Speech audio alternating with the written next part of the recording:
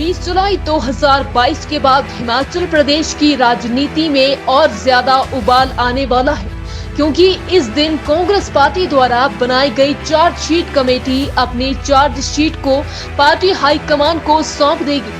इस बात की जानकारी चार्जशीट कमेटी के अध्यक्ष राजेश धर्माणी ने मंडी में आयोजित पत्रकार वार्ता को संबोधित करते हुए दी। राजेश धर्माणी ने बताया कि कांग्रेस पार्टी जो चार्जशीट पेश करेगी उसमें हर आरोप सबूत और तथ्यों के साथ लगाए जाएंगे। कुछ जानकारियां आरटीआई के माध्यम से जुटाई गई है और कुछ विधानसभा में प्रश्न पूछकर हमें 20 जुलाई तक ये पार्टी नेतृत्व को सौंपनी है। आज हमने मंडी में बैठक की और इसमें सभी विधानसभा क्षेत्र से हमारे जो नेता हैं ठाकुर कौल सिंह जी और अन्य सभी उम्मीदवार यहाँ उपस्थित थे। सोनलाल जी थे, पूर्व विधायक साहब। एविडेंस के साथ लगेंगे, एविडेंस भी लगेंगे, लेकिन कई जगह पे हमें आरटीआई के माध्यम से सूचनाएं नहीं मिल रही हैं। हमारे माननीय विधायक विधानसभा में प्रश्न कर रहे हैं, उसकी सूचनाएं नहीं मिल रही है। तो जिस भी तरीके से होगा हम जनता की अदालत में इन मुद्दों को पहुँचाने का काम। यहाँ ऐसे सबूत हमें मिले हैं जो अभी तक हमारे पास सूचनाएं नहीं थी। वैसे प्रदेश स्तर पे बड़े व्यापक स्तर पे इस पे जो है काम हुआ है। बहुत सारे हमारे पास तथ्य ऐसे अवेलेबल हुए हैं जिनको हम चार्जशीट में डालेंगे, लेकिन मंडी में जो है वो कुछ और नई बातें सुनने को मिली हैं। जैसे पाइप जो है वो इतनी घटिया क्वालिटी की पाई गई। हमने वीडियो देखे कि लेंथ के अलाउ जो है वो पाइप बीच में फट गई है, इतनी घटिया क्वालिटी की है।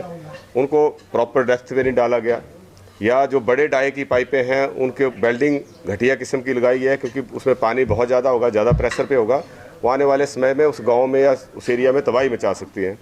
और इसी तरीके से सराज में जो है वो कई बीघा ज़मीन फॉरेस्ट लैंड जो है वहाँ देवदार के 4-5 हज़ार पेड़ काट के वहाँ पे माइनिंग की गई और आज दिन तक जो दोषी हैं उनके खिलाफ कोई कार्रवाई नहीं हुई।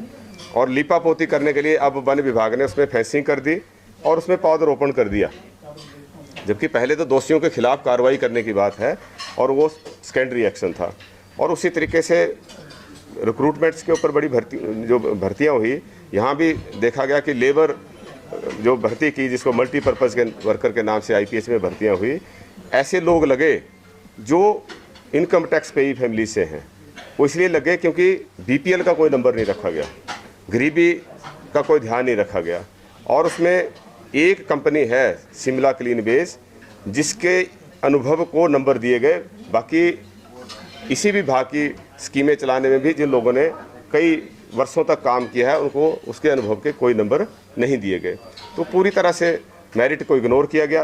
42% वाला बच्चा जो है वो भर्ती हुआ और 92% वाला बच्चा जो है वो सिलेक्ट नहीं हुआ। इस तरह की एक गलत नीति जो है वो आईपीएस विभाग में मल्टीपर्पज़ वर्कर को भर्ती के लिए बनी।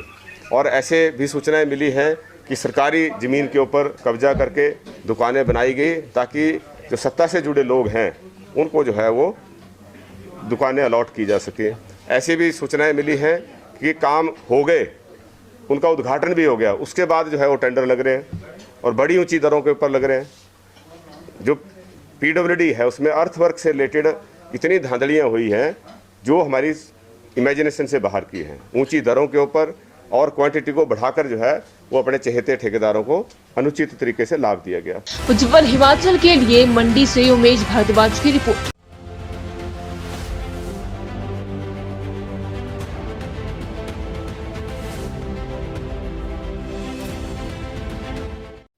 बुडामल ज्वेलर्स पालमपुर, भरोसा उम्र भर का।